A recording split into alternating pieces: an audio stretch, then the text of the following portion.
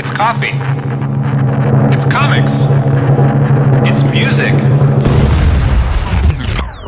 It's Nerds on Coffee. Hello there. Hello. Wow, you actually said hi this time. I think I usually say hi. You just give me shit for not saying my name. Well, people should know your name, I guess, right? Yes. This is Kyle Woodsman Parent. Woodsman. I am the resident gaffartist of the podcast. Oh, so great. This is if you listen out of order, you'll have no idea what we're talking about. Yeah, that's true. But you'll have to listen to the interview that we did with Kristen Yasuda. That was a good one. That was a good one. That was a good one. It was really fun. Before we get into the meat of today, I have your daily dose of coffee. Yes. So this is hazelnut coffee from Panera Bread. All right. I wanted to start trying some more chains that nationwide people could relate to. Not bad. It's really not bad. I like it better than Starbucks. Yeah, for sure. Yeah. I mean, it's definitely a flavored coffee also, but it's brewed that way instead of added syrup.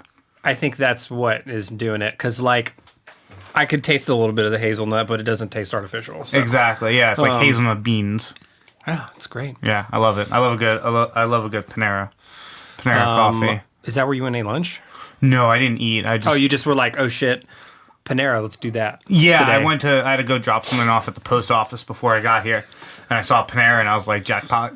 Nice. I'm actually a little disappointed with the fact that Rotten Tomatoes gave Captain Marvel an 82.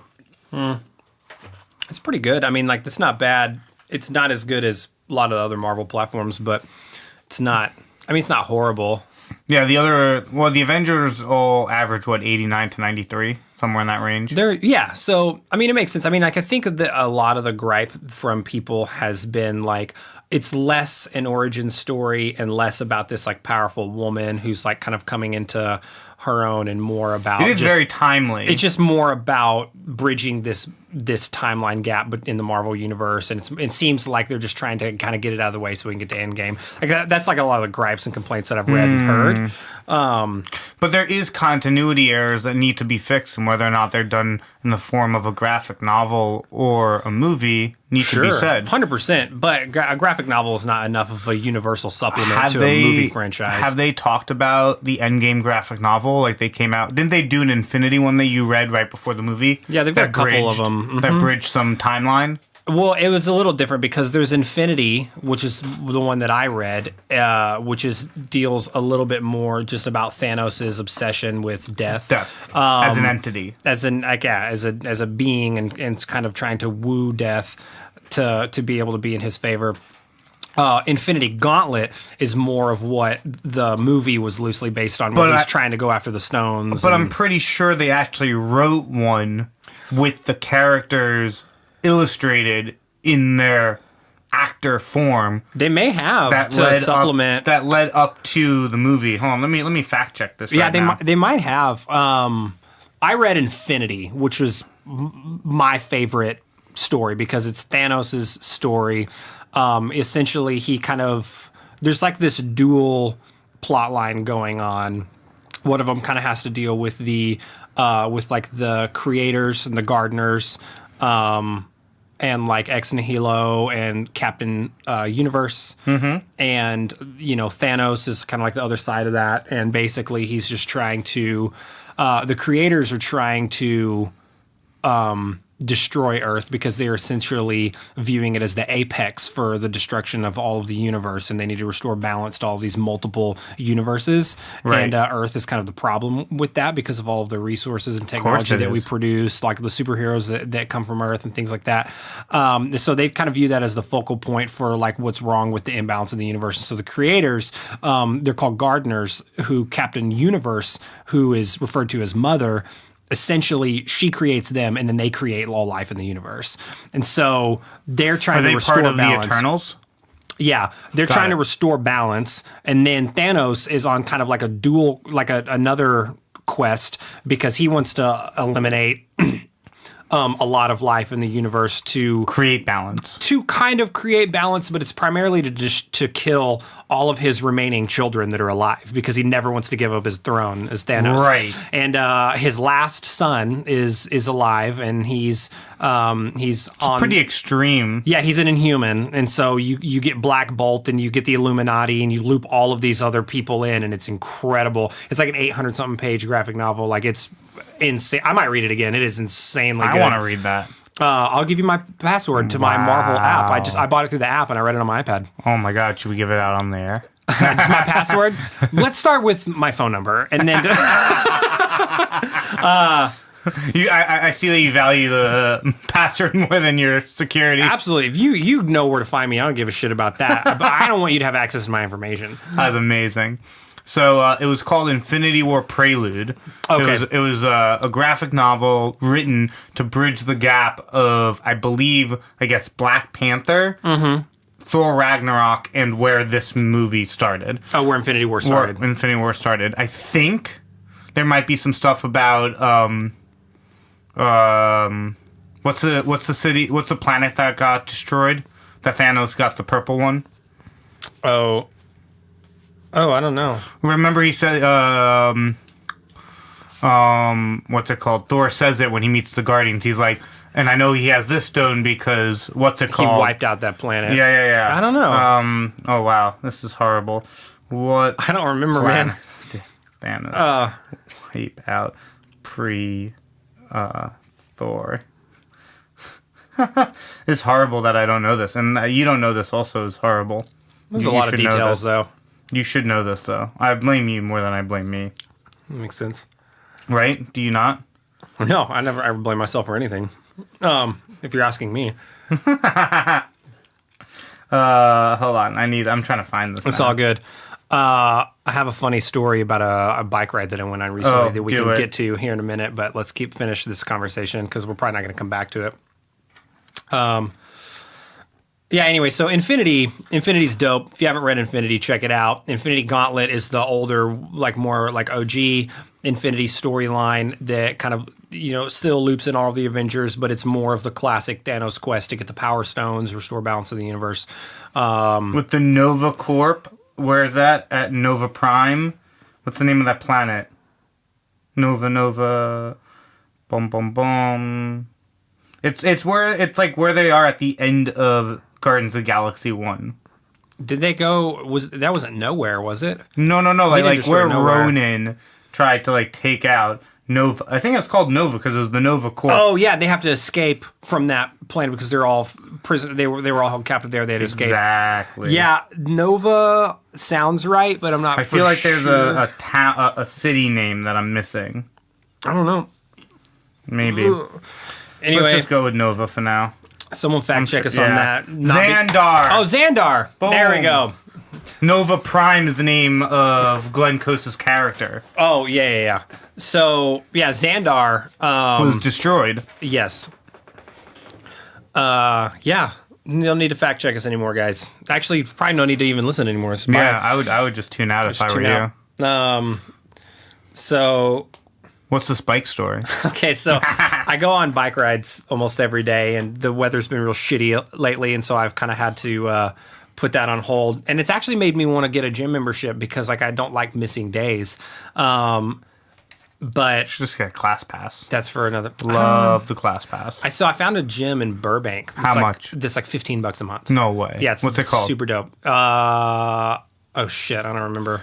So it's a super dope gym called shit, I don't know. Got it. No, I don't remember. Oh shit, I don't remember. Mm-hmm. No, I can look it up for you right now. Hang on. You better fucking look it up for me right now.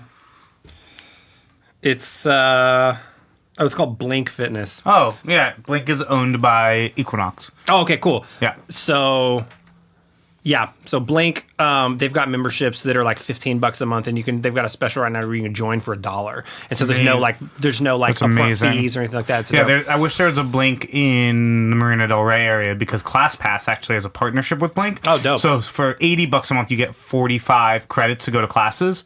But for $90 a month, you get a Blink membership, which is a $5 savings plus the 45 credits. That's amazing. Yeah, it's a great deal. That's a super good deal. If I gave a shit even kind of about those classes, I would do that. But I'm more about the $15 a month. Have you been to a class? Yeah, I have. So the first 2 weeks of ClassPass are free. You could sign up and get 45 credits free and then just cancel it on the 13th day. Amanda and I had a CBS membership for like 3 months because of that logic. And so we're not really good at canceling shit after the free trial. Really? You just Yeah. have to like put it in your calendar. Yeah, we did I feel that. like you're more responsible than that, typically. I am now for sure. I just don't really care about the ClassPass thing. I just really want to be able to have like You could use it to go cryotherapy instead of to class. I want to. Well, but here's the thing though. It's like I don't need to go to cryotherapy though. So even though I'm benefiting from it, it's an unnecessary extra cost. This is a not a revelation. What's the word? This is a like when someone sits someone down. It's an intervention. Yes, this is an intervention. You need cryotherapy. No, here's the thing. I make this so just because it's a good deal doesn't mean it's still doesn't mean that it's worth it for me. See, this is how I know you're not Jewish. Here's the thing. Exactly. Because here's the thing. I make this analogy a lot. Like someone may have a brand new Ferrari and they may offer to sell it to you for $75,000, and that's an incredible deal. But that still doesn't mean that's not a lot of money and it's worth it for you. Honestly, only is an incredible deal based on which Ferrari they're giving you. Any of them. No, the California is only like 100,000. Yeah, but that's 25% discount. That's a I mean, really it's a steep brand new discount. Ferrari though. Yeah, that's what I'm saying. It's a steep discount. Yeah, got it's a steep discount. So it's like.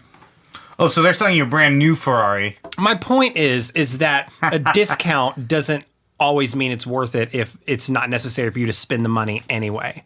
So like $80 a month is a really good deal for what you're getting, but it still doesn't mean that I want to spend $80 a month no matter what I'm getting. They could up the credit limit to 5 times what they give you. They give you 400 credits a month. I would buy it for you then. $80, and I would just still be like, I just don't want to spend $80 because the experience would be wasted on me. I just want to have a gym. Literally, there's one half a mile from my house. Like my criteria is half a mile from here. Yeah, 0.6 miles. Really? So like, I literally did a search and was like, I want to go to a gym. I want to spend less than $20 a month, and I want it to be half a mile from my house. I honestly might. I might get the upped version on ClassPass. Just so you can work out when you're on my side of town? Yeah. 100%, dude.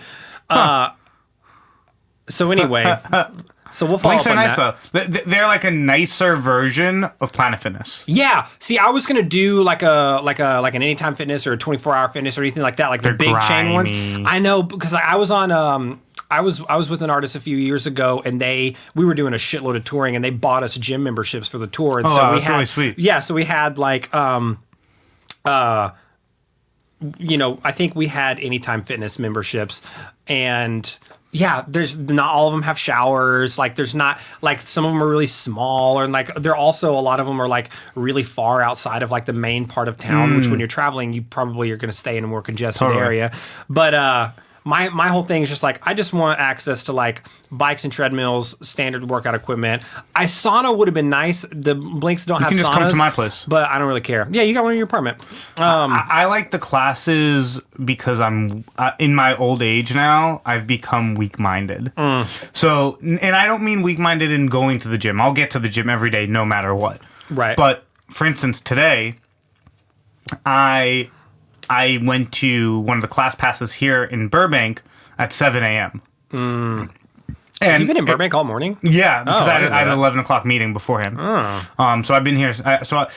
My point is, having any gym membership, Equinox or whatever, doesn't hold me accountable to get somewhere early. Oh, yeah, But, that like, makes sense.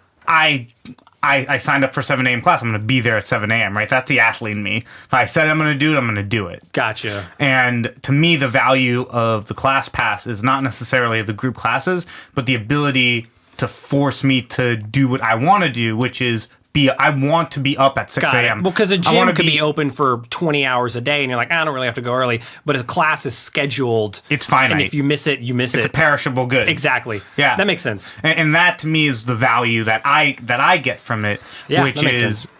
today I was showered and worked out, all done by 8:30. That's great. Right? Amazing. That's great. So that helped a lot. I'm excited. I mean, like, I've never really Well, because also the other reason why I didn't do like the big chain gym membership things because my logic was like, oh well, I want to still be able to work out whenever I travel, but I'm always in hotels with gyms in them, and so Well, I'm like, that's how I rationalized keeping Equinox for so long, just because it's in every city, right? Every major city For sure. Yeah, it's not in like fucking Des Moines, like Illinois. they don't have Iowa, like they don't have an Equinox. They do have Anytime Fitnesses though. Exactly. Yeah, that's very funny. They do. So you know, my favorite thing that I always just say in college about Planet Fitness is that the ethos of the gym in and of itself is an oxymoron, which I find beautifully ironic. Like the idea of a lunk alarm, it's a judgment-free zone.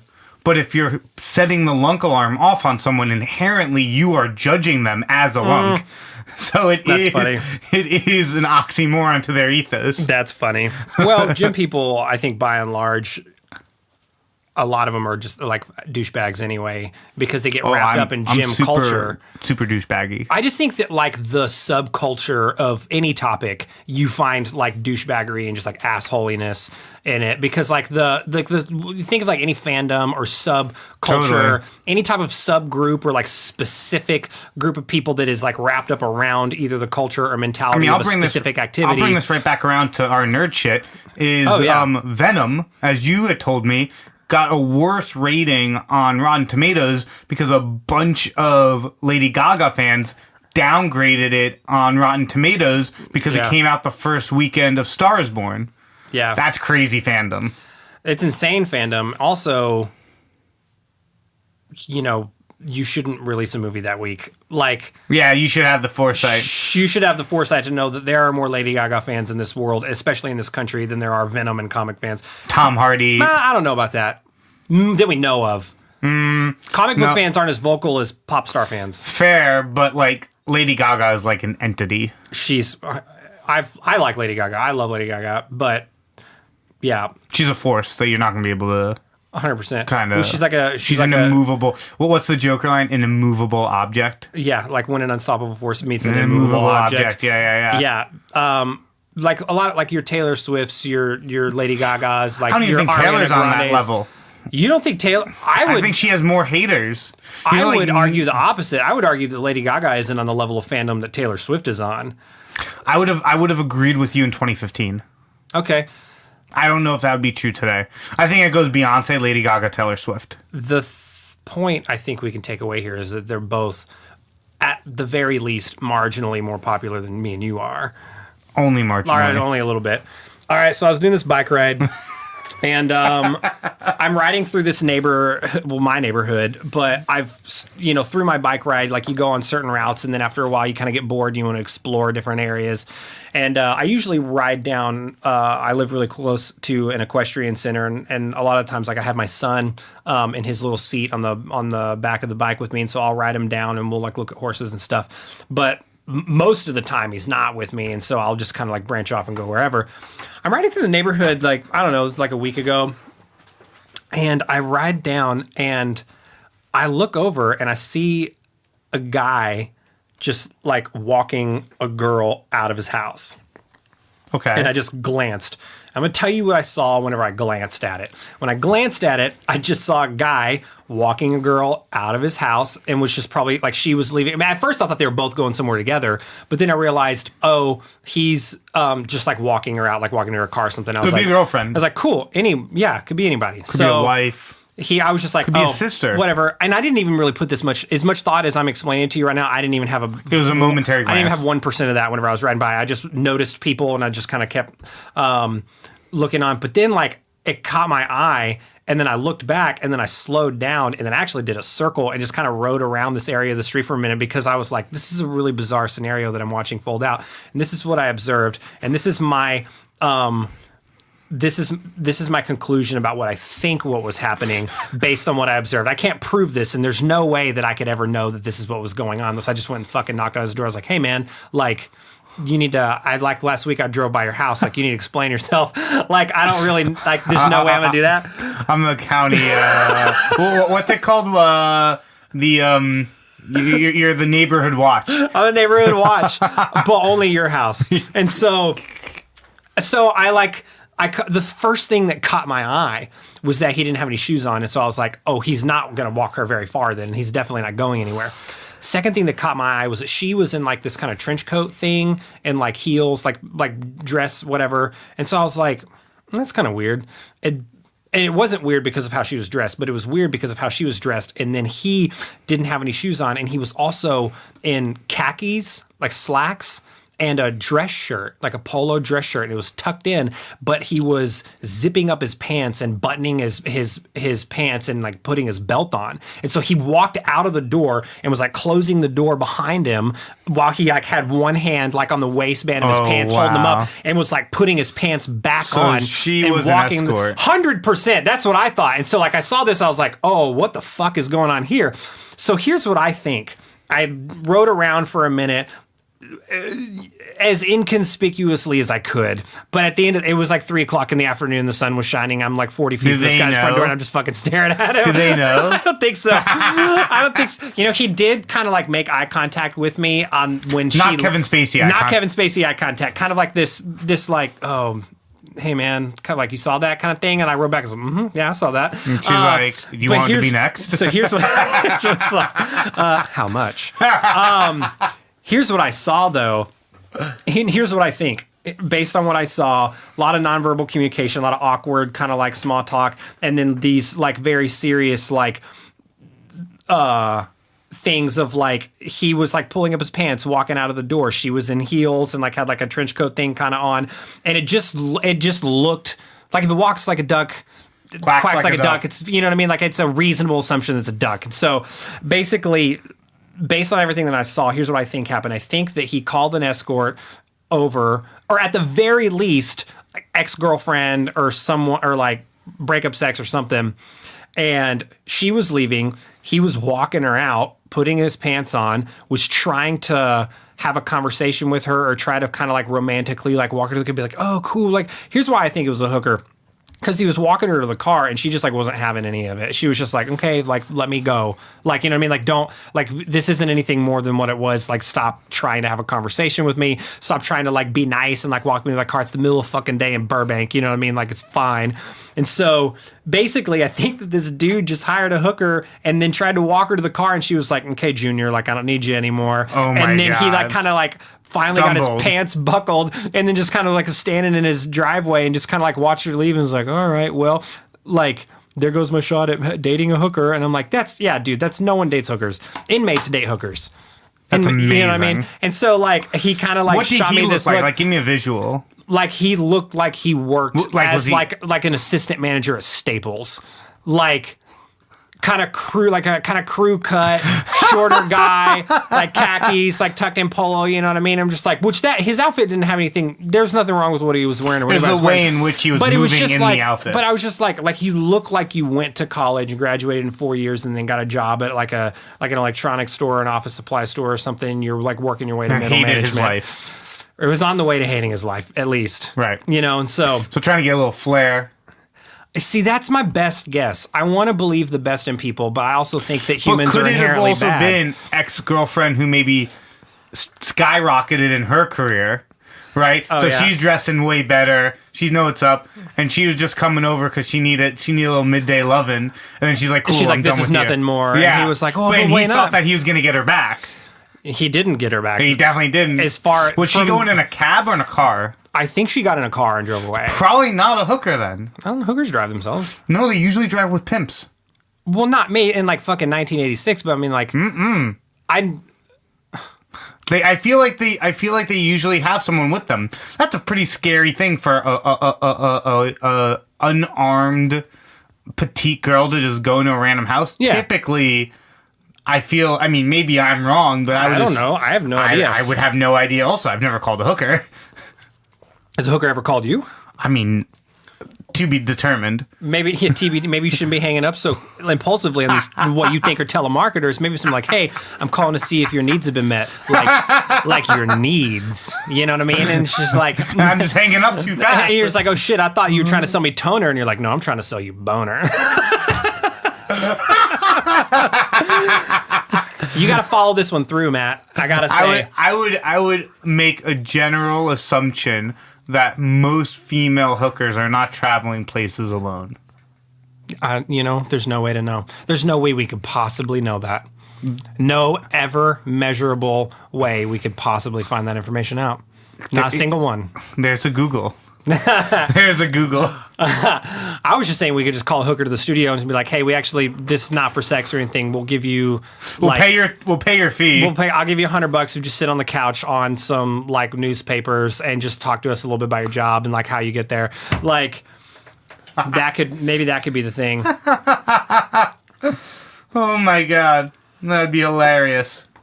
So that was like my funny bike ride story. So I had something else that I was listening to a couple of the podcasts. Oh yeah, and I realized that it's probably time for another celebrity encounter story. Oh, cool, awesome! I got a lot. So wait, have I told the Jane Fonda one yet? You've only really told the Kevin Spacey one. Okay, that's Let's go true. Jane Fonda. Wait a minute. Wait. She's the one that's in like 40-Year-Old Virgin and like who am I thinking? I have no idea. Oh God, who am I thinking of? Jane Lynch, not Jane Fonda. I'd shit myself if I met Jane Fonda. I'm talking about Jane Lynch. Okay. Jane Lynch is like always wears a tracksuit. She was in Glee. She's been in a lot of the. Oh no, I think you have told this one in the airport. Yeah, we met in the airport. Yeah. I don't know if I told on air or not. On the conveyor belt. No, but like we were going up to go to security. Right. And like I just saw her and I turned around and she caught me off guard and I went, "Holy shit, it's you." And she goes, "Yeah, it's me." And then just fucking walked away. That was it. That's my Jane Lynch story. All right, so I'm trying to think. I can give you a couple of names to pick from like we did last time. I'm trying to think of some good ones to put in a group together. You know what? Fuck it. I'm just going to tell a story about when I met Mindy Kaling. Love it. So I'm at LAX. I've met a lot of people at LAX. So I'm on tour. I was coming home from either like a leg of tour or like a Flight 8 or like a one-off or something.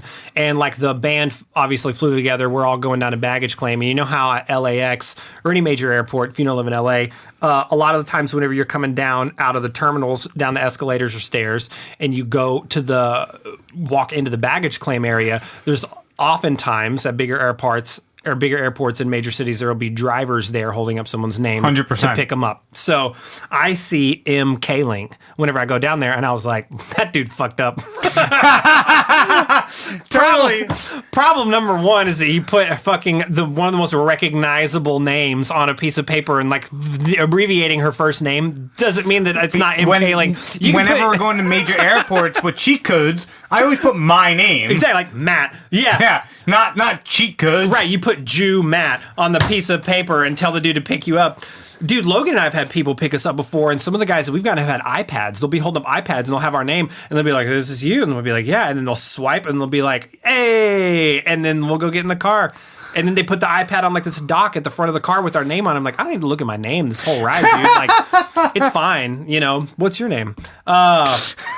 So we're coming down the escalators. I see this dude waiting for Mindy Kaling, and I turn the other guitar player in the band and the drummer are next to me, and we're coming down, and I kind of like lag behind them, and they turn around. They're like, "What's up?" And I was like, "Dude," like I kind of like nodded over. I was like, "Dude, that guy's waiting for Mindy Kaling," and they're like, "Please don't make us wait for this." And I was like, I gotta wait. I gotta say hi to Mindy Kaling, and they're like. Because at this point, I already have had the reputation of just being the dude that has crazy stories. Kevin Spacey. I honestly don't remember. I legitimately believe it's probably within a few months of that happening on either end of it. So it's right around the same time. We get down there, and I probably stand like, I don't know, 15, 20 feet away from the dude, and all our bags are coming down. She takes forever to come out. We probably stood there for 20 minutes and waited. The reason why I waited that long is because my wife is a huge Mindy Kaling fan. From The Office. She loves her. Well, even from from The Office, but she's even read her books. The Mindy Project. She loves Mindy Project. She's read her books. There's a copy of Is Everyone Hanging Out Without Me in our guest bathroom right now. And so, like, Amanda loves Mindy Kaling. She's loved her writing, loves her show writing, loves the shows she's been in. I also think the Mindy Project is absolutely hilarious. So anyway, I was like, Amanda is too big of a fan of Mindy Kaling. I also like a lot of the stuff that she's done enough to where I at least have to try and just say, hey, shake her hand, be like, we're fans. Thanks for letting me meet you. Totally. So where this story gets funny is she comes down and she looks like very obviously doesn't want anyone to approach her. She's in sweats. She's got her hoodie up. She doesn't have any makeup on. She has massive sunglasses on. Just it's real obvious that if you see someone dressed like that and then you still approach them, you're the asshole. And I knew that then. And but I had to fight. I just had to push forward, man. So she comes down, she walks over. I start like the dudes that I'm with are like, dude, I don't think she wants to talk to her. And I was like, it's all right. It's fine. It doesn't matter. It's cool. Like, and I just talked your way. I just into make it. a beeline towards her, and she kind of catches, like, I could tell that she catches me out of the corner of her eye, and she just kind of like, her demeanor just shifted a little bit, and she was like, fuck this guy, fuck. Like, it just kind of, she had that, she was super nice. So I just walked up to her and I was like, excuse me, like, I just want to, like, I'm sorry, like, I know you probably just got off a long flight, and like, I just, like, really quick, I just want to let you know that, like, my wife is like a huge fan of your work. She loves everything that you've been in. Like, I'm also a big fan, and I just want to let you know it's like really cool to meet you. And I just wanted to say that like we love you, and we just think that like everything you do is awesome. And she was like, oh, thank you so much. Tell your wife that means a lot. That's so sweet. Like, I really appreciate hearing that. She was so nice. Well, because she probably was like, she probably thought that you were going to say nothing, be like, can get a picture. Yeah, well, we'll get to that. Oh. So after this very reasonable and pleasant exchange that I You couldn't have just let it happen. I like kind of like her guard like got lowered. Like I let her, like her guard was down because she was like, oh, this guy actually, he's just a fan. Just wanted to say what's up. Not asking for anything more. Awesome. Thank you so much. So then I'm like, I'm going to regret not asking. I know you're going to say no. This is what I said to her. I was like, if I walk away without asking for a photo, I'm going to regret it. I know you're going to say no. I understand. I just, like, my wife's too big of a fan. I got to at least try to get a photo with you. But I understand, like, is it cool if we snap a pic? And she just looks at me. She got this really sweet look on her face. And she put her hand on my shoulder and she goes, no. It's just like let down. Like, it was like I asked her out. And she was like, I don't know how to let you down. Amazing. But get the fuck away from me. Like, it was kind of like that thing. But she was still being really nice. And she was like, no. And I went, you know what? It's all right. I understand. And then she goes, okay. And then I turned to go walk away, and then she started walking away at the same time in the same direction. So we're walking next to each other after she shot me down to go get her bags. It was like the best way to describe it. And like the dude, this like my amazing. buddies, my buddies, they were standing like a little ways away. Like we're looking, like they were just kind of like, don't make eye contact. Like we can't, we're not with them. Like it was just super awkward. Like I can't even begin to describe the level of awkwardness that this situation was when we started walking together. The best way to describe it is if we're at like a junior high dance and my buddies see like the hot girl walk in or the popular girl walk in, like, hey Kyle, like you should go ask her to dance. I'm like, all right, I'm gonna do it. I'm totally gonna do it. And I go and she shoots me down, and then we both go for the punch. We both go get punched at the same time. We have to walk together. It's like when you tell someone bye and you're like, all right, man, I'll see you later. And then you both turn and realize you're parked next to each other. You have this, now you have to deal with like, well, do I address the awkwardness or do we just have a really uncomfortable 20 seconds to our car doors and then give the awkward kind of like wave when we buy and be like, wow, that was fucking brutal. This was like 100 times worse than that. So about 5 steps into this, not even 5 steps into this, she immediately stops and kind of realizes what's happened and just goes, nope. And then just turned around and then walked back to the driver and was just like, here's my shit. Can you go get my bags? And then she just walked to the car.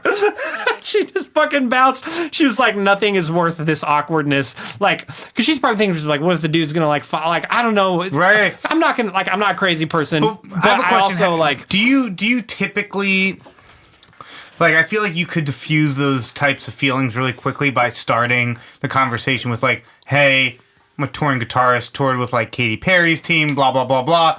I watch your show a lot on the planes. Just want to say thanks for the entertainment in my long hauls. Yeah, I mean, I said a version of that. I just didn't like talk to her about my career or anything, but I said a version of that. But I feel like I was just like, hey, we're fans, whatever. Right, but in my history of dealing with celebrities, when you bring something else to the table to kind of add credibility to you walking up to them. Yeah, exactly. Yeah. When you say things like, "Hey, I've been on a stage with 40,000 people in front of me. I know what fandom is. Right. I'm not that. I'm here to just like give you a pat on the back for some great art that you've made that I appreciate." Right. Like from one really, really highly successful, famous professional to another. Exactly. That's what I should say to her? Yeah, okay, exactly. Cool. All right, I'll let her know that we're on the same level, respectively, in our fields. I think that's... I'm the Mindy Kaling of touring guitar players and session guitar players.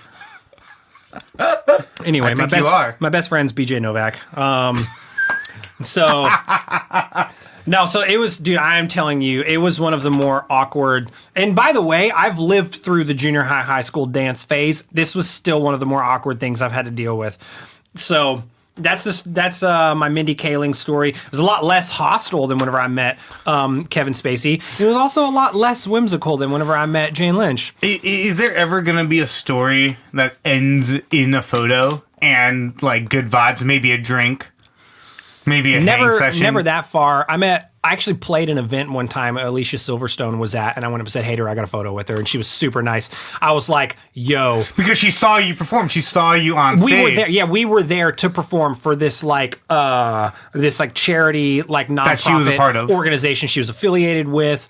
And she was talking to some other members or whatever, and we had like a liaison that was with us, kind of leading us around. And she was like, "Can I get you guys anything else?" And I was like, "Hey, my wife and I love Clueless. I grew up watching Alicia Silverstone. You could take my pay. I just need a photo." I was like, honestly, I'd really just love to meet Alicia Silverstone. She goes, "Yeah, follow me," and just walks me right over to a conversation she was having. And she was just like, "We'll just let her finish up. We'll just like hang here." I was like, "Okay."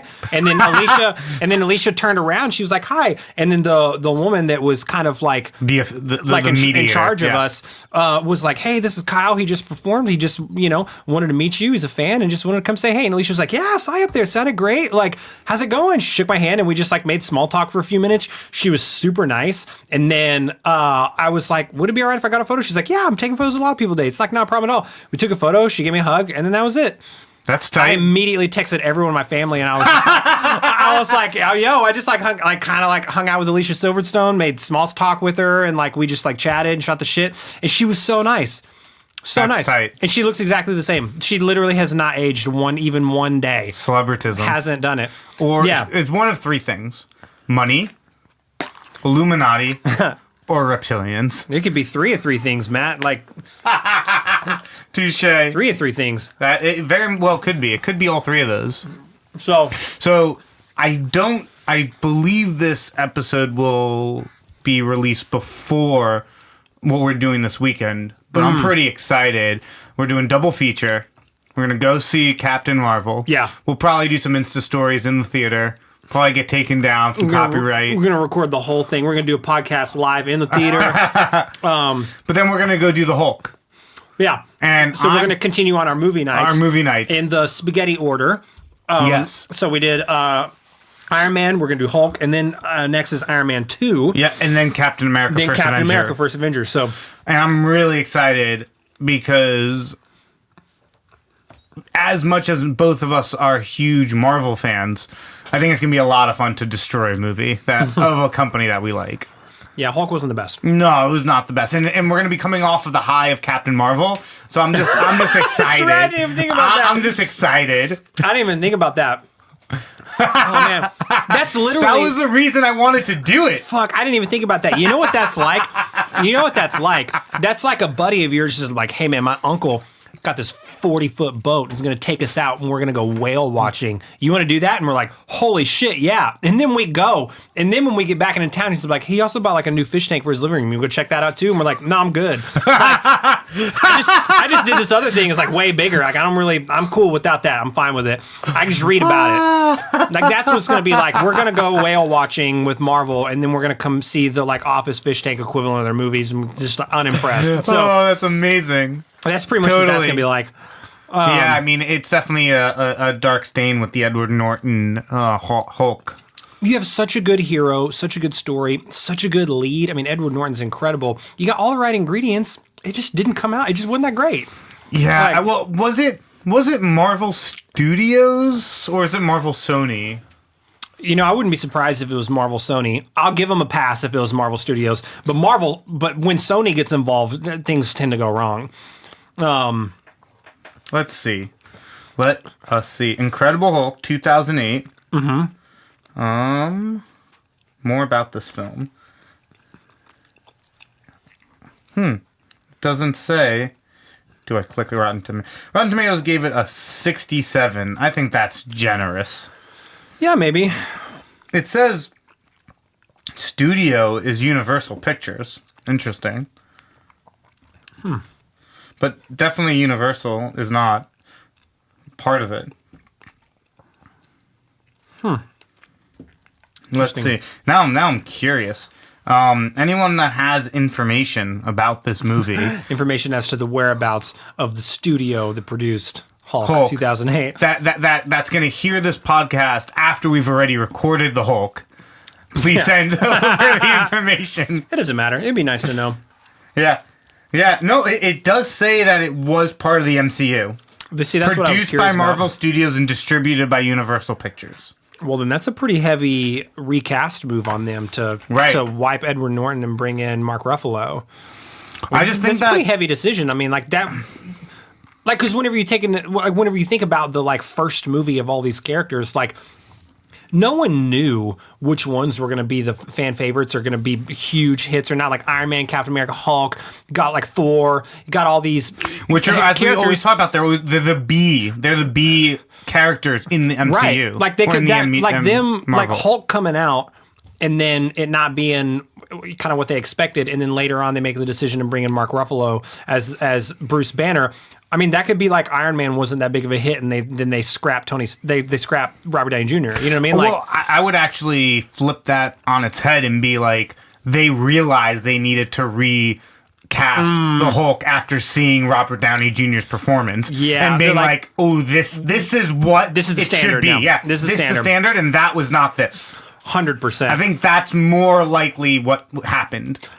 Yeah, I mean, because you got Mark Edward's Ruffalo. too serious of an actor for the role. You need a serious actor that can jab funny jokes. Right? That's true. I can't see Edward Norton ever do a joke. He can, but it's not the way that it's not like on par with the style of humor of the MCU. Exactly. All of the actors share the same thread of cadence, right? Whether it's Chris Evans, Mark Ruffalo, Chris Helmsworth, Robert Downey Jr. We both made the mistake of wanting to call him Tony Stark. I mean, he is Tony Stark at the end of the day, man. But they all have the same cadence as to how they say something serious into something funny into something serious. It's a perfect balance. It doesn't ever take you out of like whatever mood is on screen. You know what I mean? Like they can throw out a funny line. And I think that like Thor Ragnarok was a perfect example of like having a pretty good balance of like really serious, heavy content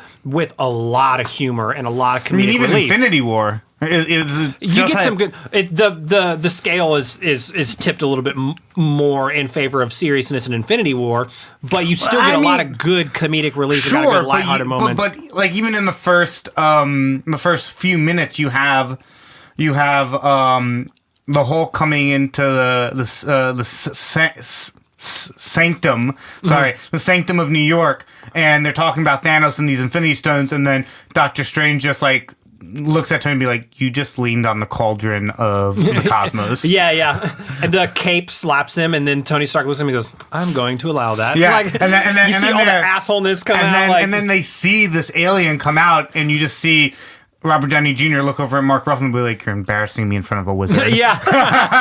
It's just, and he's like, it's just a thing. He's like, there's no time for a thing. That's a thing. This isn't a thing. That's a thing over there. But actually, and we're going to dive into this more when we go watch Infinity War, which I'm really excited about. But something that we talked about in Suicide Squad, which actually Marvel is guilty of in Infinity War, is continuity of power. Right? Yeah. So there's this big power imbalance. Well, even within the same character, right? So in Avengers 1, there's a famous line with Mark Ruffalo where he says, you know how I know I got real low and I stuck a bullet down my throat and the other guy spit it out. Yeah. Right? So he was human, shot himself, lived because the Hulk spit it out.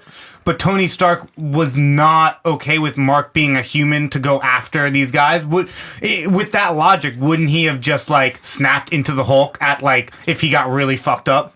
Maybe. I mean, even if he did snap into the Hulk, though, he got just absolutely railed by Thanos. Right, but Thanos wasn't there as the other guys. But like you've got like guys from the Black Order there. I mean, like you have Corvus Glaive and shit. What's the other? Which the wizard? No. The other, like the big dude that was. Well, with his name is Black Obsidian, but they call the Order Black Obsidian. Like in the comics, the Cull Obsidian is which is the Black Order. Right, but his name is Cull Obsidian. In the comics, yeah, they merge him for the movies. I'm just trying to think of like, I think is it the Black Dwarf? That's his character name? I can't remember anyway. In Infinity... Black Dwarf. Yeah, in Infinity, in the graphic novel, the character name is Black Dwarf, and then you have Proxima Midnight, you've got Corvus Glaive, and then you have Supergiant. Wait, Corvus Glaive wasn't there, though. No, Corvus Glaive's the main alien. Supergiant wasn't there. No. Ebony Maw was the main alien. Ebony Maw. Yeah. Oh, no, Corvus Glaive is Proxima Midnight's husband with the glaive. Yes. Which, we talked about this before, I think, but the only way Corvus Glaive can die is if his glaive is destroyed. He can't be killed by anything else. So the fact that Vision kills him with the glaive is kind of this weird, like, gray area of, like, does that count? But didn't he come back to life? Well, not in the MCU. Yeah, I think he was in, like, a later scene. No, he's gone. I think he was in a later scene. Nope. Yes, he was in the last scene, where with Vision, like when Thanos ripped the thing off, right? Right. But like back earlier when before that, Vision killed him. Right, and then he came back to life. He didn't come back to life after that. No, when there was that scene with the Secret Avengers, right? Saving Vision from Proxima Midnight and Corvus Glaive when they stabbed Corvus Glaive and he was dying. Oh, remember? But they didn't stab him with his glaive, though. They just stabbed him, like, he got stabbed by, like, a spear or something like that. Totally, but he looked like he was dying, and they didn't explain that he would live without the... Well, he was in pretty heavy amount of pain. Like, he couldn't stand up. Exactly. And that's whenever, like, Proxima had to get him, like, beamed into the ship. Yeah, exactly. Oh, yeah, but that wouldn't have killed him. But you're right, they didn't explain the fact that, like, he can't, at least in the graphic novel, he can't die if his glaive is still perfectly intact. And that makes a lot of sense. I just didn't know that. Because he always has it on him. Yeah. He's a bad motherfucker, too.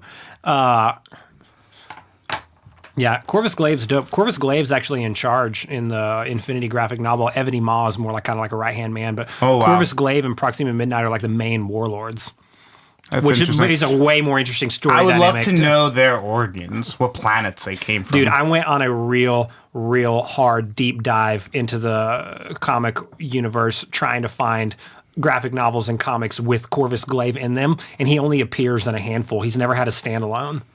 Oh, we should lobby for that. Let's do it. Or do some fan fiction. You know what I mean? Ooh, I like it. Get Pete to do the art. I'm down. Cool. Well, this is a good short episode. We just wanted to have some fun conversation today. We've already had a couple of guests and we've got a lot more lined up. But Matt and I wanted to continue to just have some good episodes, just the two of us talking shit for you guys to be able to. Yeah, we have some big heavy hitters this week. We're doing a lot. We're doing a live at a coffee roastery this Friday that'll air sometime in the next few weeks. Oh yeah, so we're gonna do. I don't know what the film content of that is gonna look like, but we're definitely gonna be able to be there. We're gonna have my friend Nat, who's you're gonna bring your camera, right? Yeah, I'm gonna bring some stuff. I'm gonna bring some stuff. We're gonna see what makes sense. See what we works. Get. Yeah, but at the very least, it'll be cool to do it there. And we've got Nat, who's gonna talk about. I'm gonna drink all kinds of amazing all of details. their coffee and be like buzz the fuck out. Yep. Yeah, it's gonna be great. And then we're bringing some Warner people, some people from publishing, from sports. Yeah, it's gonna be a fun few weeks, guys. It's gonna be fun. Definitely tune in. Be on the lookout. We're trying to stay up with the schedule of releasing, every 4, 5, 6 days. Yep. You guys have been amazing. We really appreciate all the love so far. Yeah, we've been growing steadily in listeners. We appreciate it. It's something that we want, but we're always a little surprised whenever, not surprised in a bad way, just like excitedly I'm surprised anyone will listen to Kyle's voice. I'm surprised surprised anyone will listen to anything we talk about at all. But we love you all. Thank All right. you. Have a great day, guys. Bye, guys.